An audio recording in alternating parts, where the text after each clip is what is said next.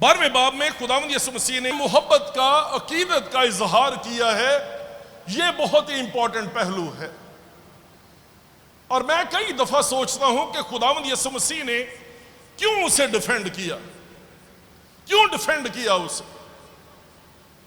उसने ये कहा कि गरीब गुरबा तो हमेशा तुम्हारे पास हैं ही, लेकिन मैं हमेशा तुम्हारे साथ ना रहूंगा, तुम्हारे पास ना रहूंगा।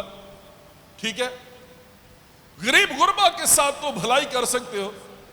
दूसरी अनाजील में उसने कहा उसे क्यों दिक करते हो, उसे क्यों दिक करते हो। उसने जो कुछ कर सकती थी उसने किया, उसने मेरे साथ भलाई की है।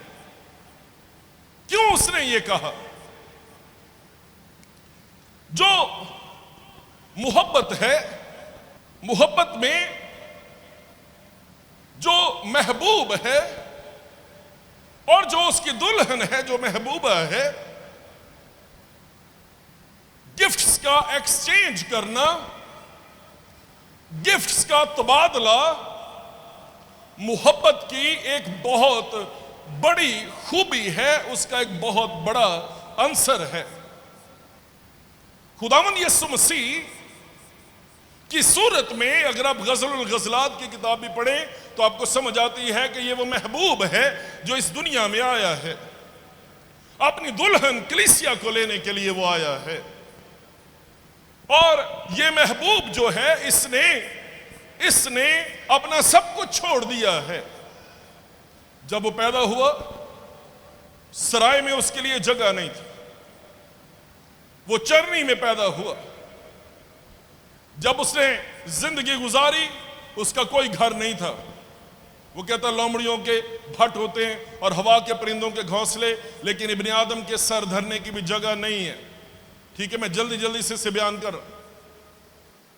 जब वो मरा तो वो सलीब उसकी नहीं थी, वो बराबा की सलीब थी। और जब वो दफन हुआ तो वो कब्र भी उसकी नहीं थी, वो यूसुफ अरमितिया का जो रहने वाला था उसकी कब्र थी जिसमें वो दफन हुआ। ये महबूब है। जो बात में, जो पॉइंट मैं बनाना चाह रहा हूं वो ये है कि ये महबूब है जिसने अपनी महबूबा के लिए, जिसने अपनी दुल्हन के लिए सब कुछ छोड़ दिया है और उसने कुर्बान कर दिया है। उसने खुदा के बराबर होने को कब्जे में रखने की चीज नहीं समझा, बल्कि उसने अपने आप को खाली कर दिया है। ये वो गिफ्ट है जो उसने अपनी महबूबा को दिया है। अब इस बात का तसव्वुर करें कि जब दुल्हा जो है वो आया है तो दुल्हन ने उसको गिफ्ट दिए हैं, और जो दूल्हे को गिफ्ट मिले हैं उसकी मोहब्बत के जवाब में, उसकी चाहत के जवाब में, उसकी उल्फत के जवाब में, उसकी इलाही मोहब्बत के जवाब में जो दूल्हे को गिफ्ट मिले हैं वो ये हैं कि उसके हाथों को छेद दिया गया है, उसे कांटों का ताज पहनाया गया है, उसके पैरों को छेद दिया गया है और उसके पहलू में जो है उसके दिल को छलनी कर दिया गया है, छेद दिया गया है। और इस नेज़े का निशान लेकर, इन कीलों के निशान लेकर दूल्हा जो है वो आसमान पर ट्रॉफी समझकर, इसे भी वो एजाज समझकर आसमान में अपने साथ ले गया है। और ये दूल्हा अजीब दूल्हा है। जब आप इसे मुकाशफा की किताब में देखते हैं, मुकाशफा की किताब में हर जगह पे जहां पे भी आप उसे देखते हैं वो ज़िबा किए हुए बर्रे के तौर पर नुमायां होता है। वो ज़िबा किए हुए बर्रे के तौर पर आप उसे देखते हैं। और मैं आपको ये कहना चाहता हूं, दुल्हन की ये मोहब्बत की या नफरत की जो निशानियां हैं, बेसमझ दुल्हन की जो निशानियां हैं, ये दूल्हे के साथ अबदियत तक मौजूद हैं। अबदियत तक ये दूल्हे के साथ रहेंगी। ऐसे में जब सब तरफ से नफरत है, जब सब तरफ से हकारत है, जब सब तरफ से उसके चेहरे पर थूका जा रहा है, और बाइबल मुकद्दस में उसका जिस्म, यशायाह के सीफे में लिखा है, उसका जिस्म तमाम बनी आदम से ज्यादा बिगड़ गया था। यशायाह 52 बाब में यह बात लिखी है। उसका जिस्म उसका बदन तमाम बनी आदम से ज्यादा बिगड़ गया था। और फिर यशायाह 53 बाब में देखें, जब हम उस पर निगाह करें तो कुछ हुस्न जमाल नहीं कि हम उसके मुश्ताक हों। जो नीचे जा रहे और उसे मुंह चढ़ा रहे थे, वो उसे कह रहे थे तेरा जिस्म इंजदा है, तेरा मुंह इंजदा है, तेरी हालत वे की। और वो सर हिलाते और उस पर थूकते थे और उसे कहते थे तू हमारी नफरत के, तू हमारी हकारत के लायक है। जब दूल्हा जमीन पर आया है तो दूल्हे के साथ ये सलूक जो है वो किया गया है। ये जो सलूक है, ये जो जख्मों के निशान हैं, ये दूल्हे की ट्रॉफीज बन के उसके साथ हैं अबदियत तक। और नफरतों और हकारतों के इस हजूम में कहीं से मोहब्बत की एक लहर, मोहब्बत का ये ताजा झोंका उसे मासूल हुआ है, उसके सामने आया है। और वो उस मोहब्बत के ताजा झोंके को एक्सेप्ट करता है, कबूल करता है, उसे डिफेंड करता है ना, और उसे अप्रिशिएट करता है। और उसे अप्रिशिएट करके, उसे डिफेंड करके वो कहता है उसे क्यों रोकते हो, गरीब गुरबा तो तुम्हारे पास सदा है, हमेशा है, मैं तुम्हारे साथ हमेशा नहीं रहूंगा। वो जो कुछ कर सकी उसे किया, उसे क्यों दिक करते हो। बाइबल मुकद्दस में मोहब्बत की यह निशानी, जो पॉजिटिव निशानी है, इस औरत ने, इसे मुकाशफा मिला है, ये मुकाशफा इसे मिला है। और ये इस मुकाशफे के साथ खुदावंद यीशु मसीह के पास आई है। और बाइबल मुकद्दस में लिखा है, ये नहीं लिखा कि ये कमरा इतर की खुशबू से महक गया है। बाइबल मुकद्दस में ये लिखा है घर, सारा घर, कितने भी कमरे हो, जो सहन है, जो वॉशरूम है, हर जगह पूरा घर इतर की खुशबू से महक गया है। और ये महक इस इतर के साथ साथ इस औरत की अकीदत, इसकी हलीमी, इसकी फरोतनी, इसकी शुक्रगुजारी और इसकी मोहब्बत की महक है, इसकी मोहब्बत की खुशबू भी है। सिर्फ कमरा नहीं,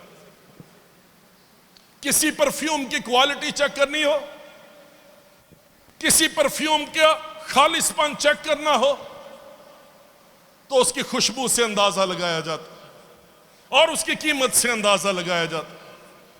बाइबल मुकद्दस में दोनों बातें लिखी हैं।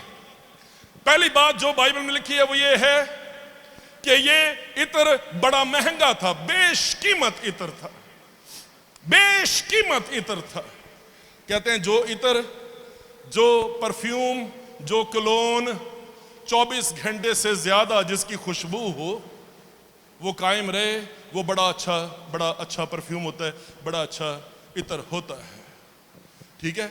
और ये बेशकीमत इत्र जो है, जो यीशु के कदमों पर इसने डाल दिया है, उसके सर पर जो डाल दिया है, मैं आपको ये कहना चाहता हूं, नफरतों और हकारतों के इस मौसम में खुदावंद यीशु मसीह जहां जहां पर भी गया है, ये परफ्यूम, ये इत्र की खुशबू जो है उसके साथ साथ गई है, उसके साथ साथ चली है। जब खुदावंद यीशु मसीह को सरदार काहिन के सामने पेश किया गया और उसके खिलाफ गवाहियां ढूंढ रहे हैं,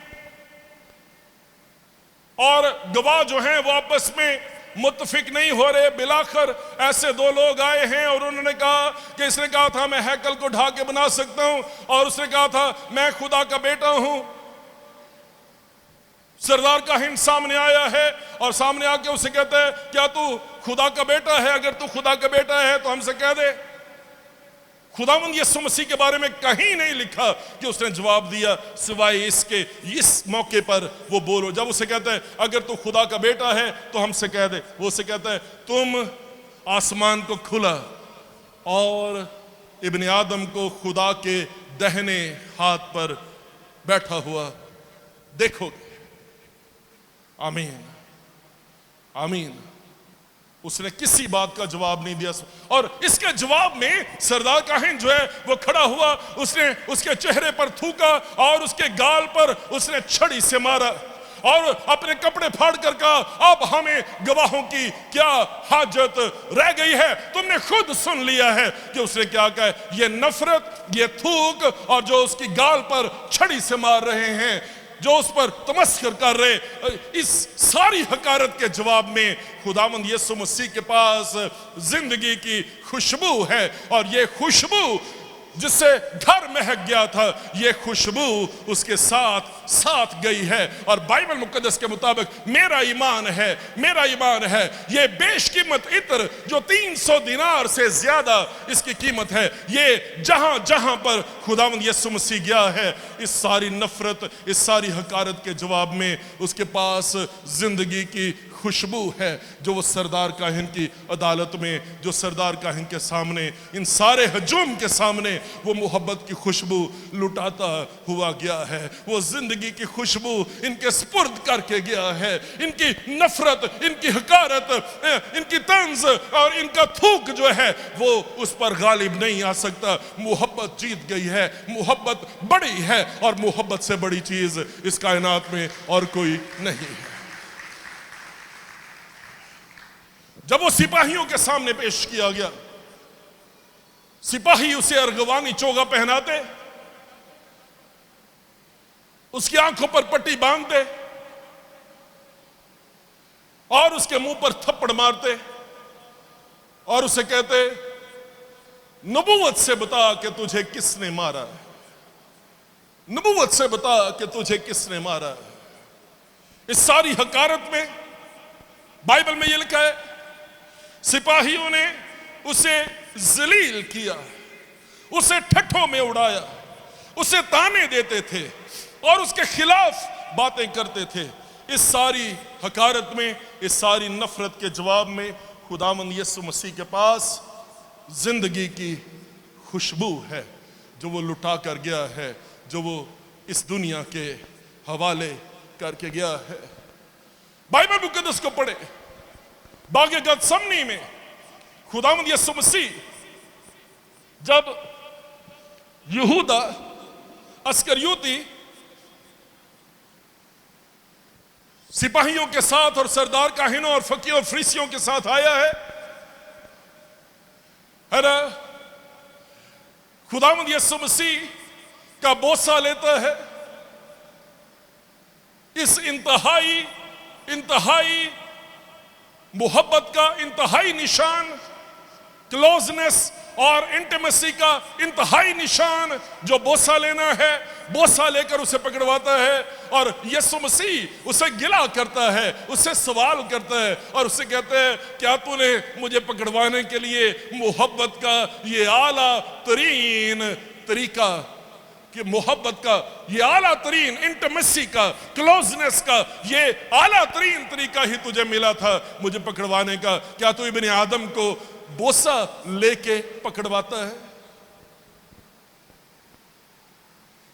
अयारी मकारी के इन बोसों के जवाब में खुदावंद यीशु मसीह की जो खालिस मोहब्बत की खुशबू है उसके बारे में सोचें कि वो मोहब्बत की खुशबू यहूदा अस्करियोती की सारी ट्रेटरी के बावजूद, उसकी सारी बेवफाई के बावजूद मोहब्बत की ये खालिस खुशबू, उसकी सारी यारी, उसकी मकारी, उसकी नफरत और उसकी चालबाजी का जवाब जो है मोहब्बत की ये खुशबू है जो यीशु के पास यहूदा अस्करियोती के लिए मौजूद है। सारे शागिर्द उसे छोड़कर भाग गए हैं, जो उसके साथ होने के दावेदार थे, है ना, वो उसे कहते हैं मैं तेरी खातिर जान तक दे दूंगा,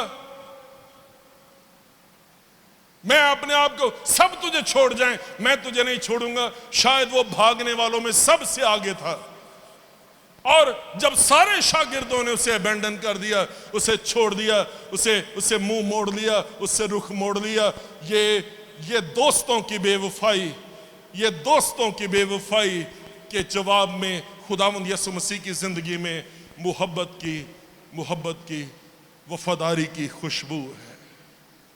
मैं आपसे एक बात पूछना चाहता हूं, आज के इस दौर में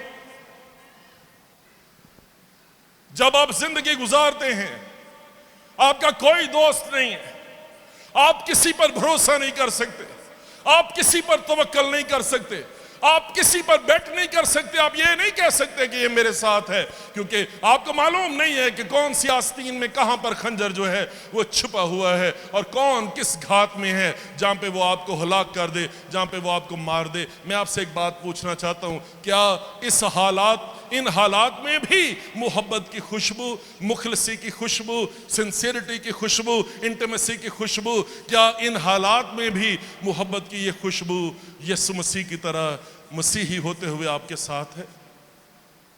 आपके साथ है? आपके साथ है ये मोहब्बत की खुशबू? जब आपने अपनी बीवी को स्टार प्लस के हवाले कर दिया, आपने अपनी नौजवान बेटियों को स्टार प्लस के हवाले कर दिया, आप उन्हें यीशु मसीह के कदमों में लेकर नहीं आए और आपने कहा ये पादरी लोग सारे ऐसे ही है और कलाम शलाम नु छड़ो, ए दुआ दुआ नु छड़ो, गिरजे दी भी कोई गल नहीं गी, कोई मसला नहीं, कोई परेशानी नहीं, बस आराम ना कर रहना है, ए ताला मार के रखना है, कोई ना अंदर आवे ना कोई बाहर जावे। लेकिन जड़ा काले रंग दा सप तुसी केबल दी सूरत अपने घर च वाड़ दिता है, ठीक है, उस केबल का वो सांप जो है वो जो आप स्क्रीन पर लगाए हैं, जो दिन और रात आपकी बीवी को, आपकी बेटियों को, आपके जवान बच्चों को जो है वो 7 शादियां एक औरत की स्टार प्लस के ड्रामे में दिखा रहा है, उसके बारे में क्या ख्याल है? उसके बारे में क्या ख्याल है? तरबियत तो होनी है, कहीं ना कहीं तो होगी, गिरजे में ना हो, कलाम से ना हो, पादरी विकास से ना हो, कहीं ना कहीं तो तरबियत होनी। ये मोबाइल से हो, टिकटॉक से हो, स्टार प्लस से हो, किसी और ड्रामे से हो, हैरा सलाखें से हो, मेरे पास तुम हो, उससे हो, ये तरबियत कहीं ना कहीं तो होनी है। इस तरबियत के बगैर आप नहीं रह सकते। और मैं आपसे पूछना चाहता हूं, अगर ये तरबियत जिसके पास जिंदगी की खुशबू है, जिसके पास सिंसियरिटी है, जो खालिस है अपनी जात में और आपसे बेलौस बगैर किसी शर्त के मोहब्बत करता है, क्या आप अपने आप को उस खुदावंद के स्पुर्द करेंगे कि वो आपकी तरबियत करे, या आप अपने आप को रहजनों और डाकुओं के स्पुर्द करेंगे कि वो आपकी तरबियत करें, आपके बच्चों की तरबियत करें? फैसला आप लोगों ने करना है, फैसला आपके हाथ में है। दुनिया में सारी चॉइसेस मौजूद हैं, लेकिन मैं आपको ये कहना चाहता हूं, इन सारी चॉइसेस में जहां जहां पे आपका दिल टूट जाए, एक ही शख्सियत है जो आपको संभाल सकती है, और उस शख्सियत का नाम यीशु मसीह है, और यीशु मसीह के सिवा और कोई शख्सियत है नहीं। आमीन। अपने आप को, अपने बच्चों को, अपनी बीवी को, अपनी बेटियों को यीशु मसीह के पास ले आए। आप मजाक समझते हैं, आप समझते हैं पादरी साहब हमें कहते हैं रोजाना शाम को बैठो तो दुआ करो, आप मजाक समझते हैं इस बात को। कहां पे हैं आप? कहां पे हैं आप? आप किस जगह पर हैं? किस पर भरोसा करेंगे? जिनके पास मौत की बदबू है, जो ट्रेटर्स हैं, जो बेवफा हैं, जो बोसे ले लेकर पकड़वा रहे हैं, जो आपको छोड़कर भाग गए हैं, उन पर भरोसा करेंगे? उन पर भरोसा करेंगे जो यीशु मसीह को छेद रहे हैं, या उस पर भरोसा करेंगे जिसके पास जिंदगी की खुशबू है? जिंदगी सिर्फ एक ही के पास है, उसका नाम यीशु मसीह है, जो मुर्दों में से जी उठा है। जिंदगी की खुशबू, जिंदगी की खुशबू सिर्फ और सिर्फ एक ही के पास है, और उसका नाम यीशु मसीह है, जो कहता है देख मैं मर गया था और फिर जी उठा हूं और अब्दुलबाद जिंदा रहूंगा। आपकी बदबू को दूर कर सकता है, उसे रोशनियों से और उसे खुशबू से भर सकता है, अगर आप उसके साथ हाथ मिला लें, अगर आप उसे यस कह दें। यस्सु से बड़ा, यस्सु से मुखलस दोस्त आपका और कोई नहीं हो सकता। मुझसे लिखवा ले, मैं आपको गारंटी सिर्फ एक ही है जो ठोकर खाने से बचा सकता है, सिर्फ एक ही है जो आपको गिरने से बचा सकता है, जो गिरे हुओं को उठाता है, जो झुके हुए को सीधा खड़ा करता है। उसका नाम यीशु मसीह है, उसका नाम यीशु मसीह है, और उस नाम से बड़ा नाम और कोई नाम नहीं है। कलाम ये फरमाता है उसे वो नाम बख्शा जो सब नामों से आला है, यानी यीशु के नाम के आगे हर एक घुटना झुके, ख्वाह आसमानियों का हो, ख्वाह जमीनियों का, ख्वाह उनका जो जमीन के नीचे। जिंदगी की मोहब्बत की इस खुशबू में एक शख्स बदबू लिए भी खड़ा है। जो शख्स बदबू लिए खड़ा है उसका नाम यहूदा इस्करियोती है। उसने बैठे बैठे ही पैसे को जो है कैलकुलेट कर लिया और इतर को भी कैलकुलेट कर लिया। उसने कहा ये इतर जो है ये क्यों जाया किया गया, ये 300 दिनार से ज्यादा का बिक सकता था। ये बदबू है जो इस शख्स के दिल में है। ठीक है, जो मोहब्बत, शुक्रगुजारी, अकीदत, सब कुछ को पैसे में तोलता है। और इस शख्स की सूरत में ऐसा किरदार हमारे सामने है जिसके लिए सब कुछ सिर्फ पैसा ही है और कुछ भी नहीं है। बाइबल को पढ़ें तो वहां पर यह लिखा है मत्ती 26वें बाब 8वीं और 9वीं आयत में, यह बदबू जो है ये और शागिर्दों को भी इसने घेर लिया है। मत्ती की इंजील उसका 26वां बाब और उसकी 8वीं और 9वीं आयत जब यह कहता है कि ये इत्र क्यों जाया किया गया, 26वां बाब उसकी 8वीं और 9वीं आयत में ये लिखा है, शागिर्द ये देखकर खफा हुए और कहने लगे ये किस लिए जाया किया गया। सवाल कर दिया उन्होंने, ठीक है, ये किस लिए जाया किया गया। शागिर्द, इस शख्स की बदबू शागिर्दों में भी फैल गई है। ठीक है, जो दिल में खफा हुए और ये कहने लगे, सवाल करने लगे ये क्यों जाया किया गया। मरकस 14वां बाब उसकी 4थी आयत में लिखा है, बाज अपने दिल में कहने लगे। इसका इन्फ्लुएंस जो है ये दिलों पर भी होने लगा है। और ऐसे हालात में मैं आपसे आपको एक बात पूछना चाहता हूं। कभी आपने सोची है ये बदबू तो हमारे मोहल्लों, हमारे गलियों में भी फैली हुई है। ये आपको गलियों में, मोहल्लों में ये जो मौत की बदबू है, जो बेवफाई की बदबू है, ये बदबू आपको गलियों बाजारों में, हर घर में ये बदबू आपको मिलेगी। हर घर में, हर जगह पर आपको ये बदबू जो है मिलेगी। और कोई इसमें मुजायका नहीं है, कोई मुजायका नहीं है। लेकिन मैं सल्यूट करना चाहता हूं, मैं दाद देना चाहता हूं एक शख्सियत को, है ना। और जब सब शागिर्द जो हैं वो उसके साथ मिल गए हैं और अपने अपने दिल में खफा होने लगे हैं और ये इन्फ्लुएंस जो है इनके दिलों पर छा गया है और वो बेवफाई से भर गए हैं और वो सवाल करने लगे कि ये क्यों जाया किया गया। ये सवाल है इनके लबों पर, इनकी जुबानों पर ये सवाल है। इस सारे सवाल में एक शख्सियत है जो खड़ी हुई है और उस शख्सियत का नाम यूहन्ना रसूल है।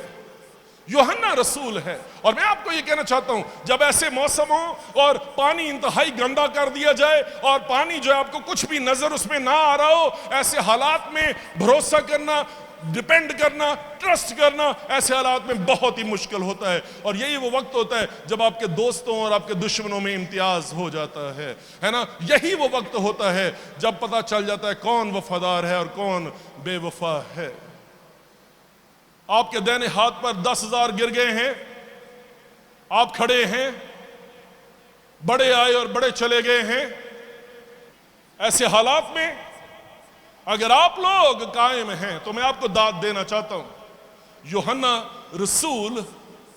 रसूल में इतनी जुर्रत और दलेरी थी कि वो ये कहता है, उसने ये इसलिए नहीं कहा कि उसे गरीबों की फिक्र थी, उसने ये इसलिए नहीं कहा, उसने लिख कर दे दिया है ना, उसने राइट डाउन कर दिया है ताकि सनद रहे। वो कहता है लिख दिया है ताकि सनद रहे, ताकि याद रहे, है ना। और उसने लिख कर दे दिया है। वो रसूल, वो शागिर्द जिससे यीशु प्यार करता है, उसने अपने हाथ से लिख कर दे दिया है कि उसने ये इसलिए नहीं कहा था कि उसे गरीबों की फिक्र थी, बल्कि इसलिए कि चोर था और जो कुछ थैली में डाला जाता था उसे वो निकाल लेता था। आज 2023 में मैं आपसे पूछना चाहता हूं, आप में ये हौसला है? और जो बात करने वाला, जो जवाब देने वाला है, वो यूहन्ना रसूल की तरह है, जो ये कहता है कि उसने इसलिए नहीं कहा कि उसे गरीबों की फिक्र थी, बल्कि इसलिए कि वो खुद चोर था और जो कुछ थैली में डालता था उसे निकाल लेता था। और वो चोर साबित करता है, और साबित पता कैसे होता है? 300 दिनार पे एतराज हो रहा था, और उस मालिक को, उस खुदावंद को 30 सिक्कों में आप बेच दिया, है ना? जो 300 दिनार का एग्जैक्टली 10% है, उसे 10% कीमत लगाकर उसे हवाले कर दिया, उसे बेच दिया। मैं आपसे पूछना चाहता हूं, ये औरत आपकी रोल मॉडल है या यहूदा इस्करियोती आपका रोल मॉडल है? आपकी नजर में यीशु मसीह की क्या कीमत है? इस औरत की नजर में यीशु मसीह की कीमत जो है वो ये है कि उसने 300 दिनार से ज्यादा का ये इत्र है जो लाकर उसके कदमों पर डाल दिया है ना? ये उसकी नजर में वैल्यू है, ये उसकी नजर में कीमत है। उसे कहा तू बेशकीमत है खुदा, तू बेशकीमत है। यहूदा इस्करियोती की नजर में भी वैल्यू है, और उसकी नजर में सिर्फ इतनी सी वैल्यू है कि उसने 30 सिक्कों में उसे बेच दिया है।